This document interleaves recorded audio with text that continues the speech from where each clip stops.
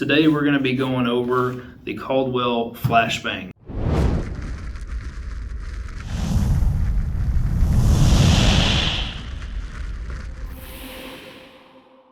I'm going to do an unboxing of this one. It's never been opened yet, and I've got some other ones over here I'm going to show from the perspective of a public gun range using one of these on our steel targets. So I'm going to start by opening this up. We've got a silica packet, got our package of bubble wrapped up Energizer AA batteries. We've got Velcro. So you got two sides, or two pieces of the soft side of Velcro, an Allen wrench, owner's manual, and this is the actual unit itself. Everything is nice and wrapped up in a convenient deal to keep them from bumping into each other in the packaging. So this is what it looks like when it comes out of the box. This side is the more abrasive side of Velcro. This is the more soft side, so of course sticks together and rips apart.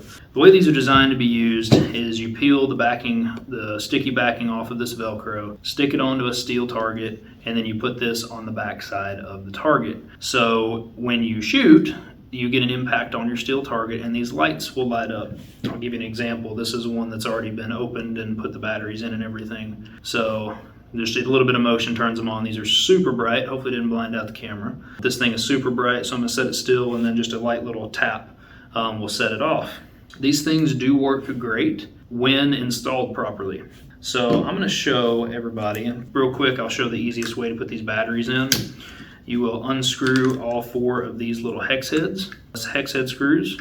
Pop this off, and it takes these three AA batteries, which do ship with it. Screw it back together, and then this thing's ready to rock and roll. The switch is on the back side, off and on. The actual using of this deal is pretty simple, but I'm going to show some upgrades that we've made to ours that have helped quite a bit. There's pros and cons to using these, as you can imagine. So this one here is the one we've had the longest. This one is about 6 months old and it has been shot to pieces. As you can see here on the back, you can start to see some of the electrical pieces sticking out. A couple of our LEDs got shot off. The problem is if it's set too close to the edge of that target, all these LEDs are exposed, so it's more likely to get hit with fragments off of your steel target. So we decided to epoxy. We use JB Weld epoxy. And if you use it correctly and let it cure overnight, it does stick and harden up just fine. We haven't had any issues of these coming off, but these are magnets. These are cheap, they're on Amazon, they're 100-pound steel magnets. Now the top one here did get cracked. That was from getting dropped on the ground, actually.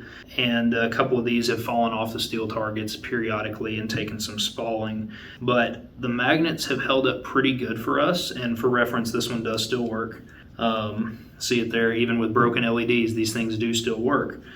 This one's probably on its last leg, so it doesn't have too much life left in it, but they're about MSRP, I think, at $29.99. I may be wrong on that. But we've JB welded two 100-pound Amazon steel magnets and magnetize these to the back of the steel targets. This works better for us than using the Velcro. The Velcro backing here is not very good with the weather. It's not very adhesive at all, so it'll work until about the first or second rain, and then this will come off with the abrasive side together and fall on the ground.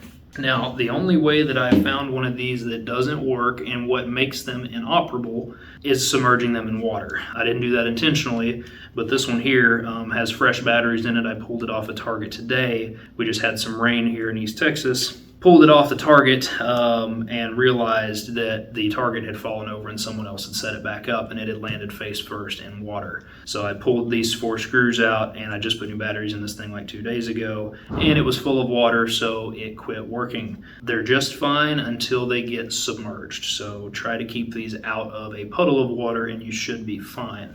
The only other concern or kind of issue we had with these magnets is they walk a little bit. So with your standard, I'm going to say 380, 9mm, up to 45 on those steel size silhouette targets, they're just fine. They usually don't move too much, especially under slow paced fire. Now, 357 mag, 44 mag, 10mm, those cartridges will actually make this move on the back side of the target as it's getting shot. So we tell people that in advance when they rent out that lane, if they're using one of those calibers, say, hey, you'll see the green light for probably your first magazine or so. Then you'll see it may disappear and it may come back because it'll walk down the side of that steel target as it's getting hit, especially rapid fire. You know, you're shooting more than a couple rounds every second. It is going to move slightly. Sorry if the audio is picking up. We do have some people shooting out on the range right now.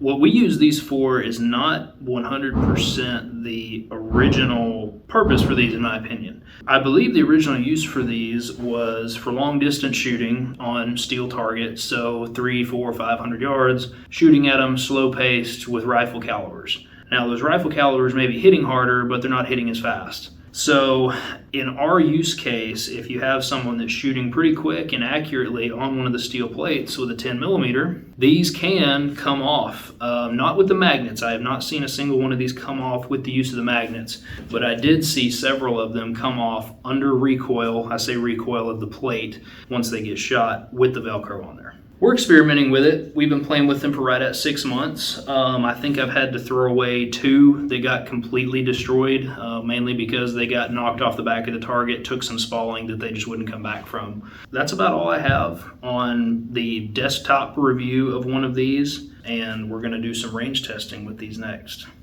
All right, guys, we're out on the range today with our final wrap up on the Caldwell Flashbangs. I have 3 of them sitting in front of me here that have been out on the gun range for approximately 3 months. So for those who don't know, we've got our public gun range out here, and we've got some steel targets. So we all thought that these flashbangs would be really cool to set up on the targets and get that green flashing light as someone hits them. So our steel targets are set at the 20-yard line, and each one of these flashbangs stayed on the target for about 3 months. I'm going to go over each one and our final thoughts of everything that happened with them. It didn't turn out exactly like we thought it would, but this is why we did the video, to see what the end result was going to be. So I've got 3 of them here.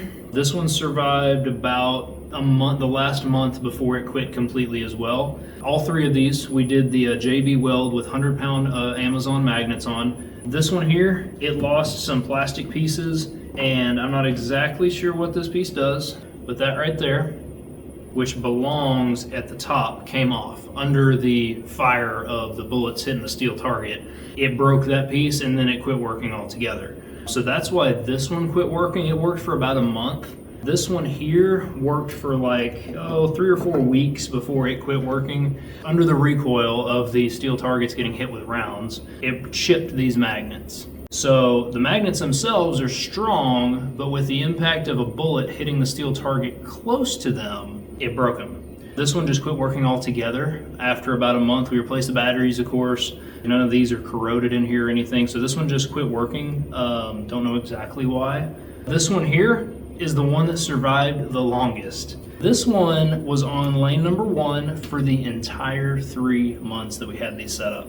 I replaced the batteries 2 times. The only thing that made this thing quit was it finally got knocked off, and I think a piece of spalling, once it fell off, hit it and destroyed the side of it and busted out a bunch of the LEDs, and I can't even get this one apart now. I tried to take it apart, I got a couple of the screws backed out, but it is like fused together. So what we're gonna do today, this was basically a fail, okay? So it was a fail for the project as a whole. What we're gonna do is we're gonna get a brand new one out of the box, and we're gonna shoot it. We're gonna shoot it with a 22 LR pistol. We're gonna see how many rounds it can take on the edge with 22 before it quits working with brand new batteries and a brand new flashbang.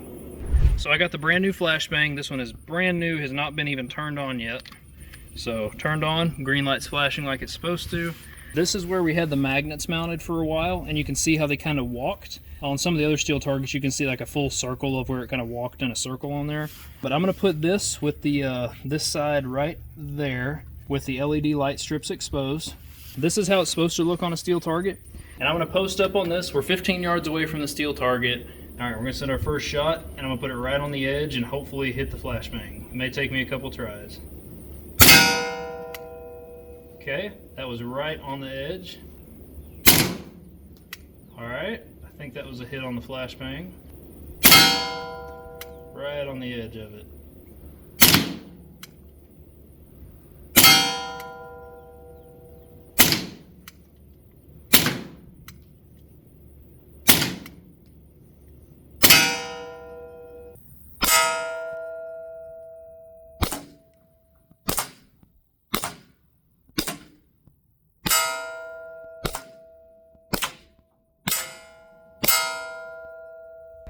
So out of the 20 rounds that I've fired so far, I've gotten 4 hits on the indicator, and we've lost 3 LED bulbs out of those 4 hits. We're gonna keep going until there's down to 1 LED.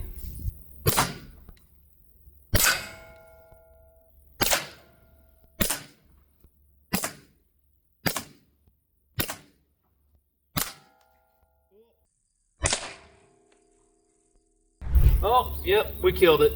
It took about, I'm gonna say 10 hits out of my 30 shots. I hit it 10 times, and it finally busted enough LEDs off the side for it to stop working. So we did hit once that blew a couple of the batteries out the back with the compartment, but it's definitely done working for now. So here's my final thoughts on the Caldwell shot indicator. Little torture test with 22. There's one of the LED bulbs that just fell out of it. It took me about 30 shots to get 10 hits at 15 yards on this one, probably 1/4 inch size piece here. There are only there's only 4 LED bulbs left sitting in here. One of the shots hit in the center and blew the back out over here and took 2 of the batteries with it. So clearly done for. After that, it took about 10 minutes of searching, and I still didn't find the back piece. I found the batteries, but I didn't find the actual black plastic piece that flew off. I don't know if it disintegrated into a bunch of little pieces or if it came off as one big piece and I just missed it. Final thoughts, this is definitely not meant for pistol shooting at close range. The Velcro piece came off with the shot indicator itself once I pulled it off the target. So I don't know what you can do to make that Velcro a little bit better. This is best suited for long range shooting, not for short range, a lot of gunfire at a public gun range, with pistol fire. So it is a good product, just not for our use case. For those of you that are wondering, we were using the Taurus TX22 pistol with a silencer code Warlock, discontinued suppressor. But thank you all and stay tuned. Make sure to like, comment, and subscribe. Appreciate it.